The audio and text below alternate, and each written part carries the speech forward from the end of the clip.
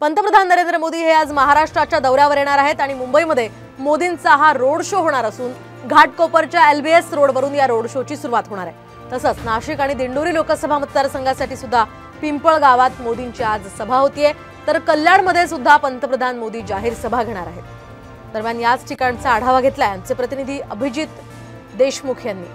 पंतप्रधान नरेंद्र मोदी आज कल्याणमध्ये येणार आहेत। कल्याण लोकसभा, भिवंडी लोकसभा व ठाणे लोकसभा या तिन्ही लोकसभेमधील महायुतीच्या उमेदवारांच्या प्रचारासाठी आज कल्याण आदरवाडी परिसरात वर्टेक्स ग्राउंडमध्ये ही सभा आयोजित करण्यात आलेली आहे। नरेंद्र मोदींच्या सभेसाठी आपण या मैदानात पाहू शकता एक जय्यत अशी तयारी करण्यात आलेली आहे। भव्य असा मंडप, त्याचप्रमाणे भव्य असा स्टेज उभारण्यात आलेला आहे। आपण जर या ठिकाणी पाहिलं तर या मैदानावर किमान 75,000 लोक बसू शकतील अशी आसन व्यवस्था या ठिकाणी करण्यात आली आहे।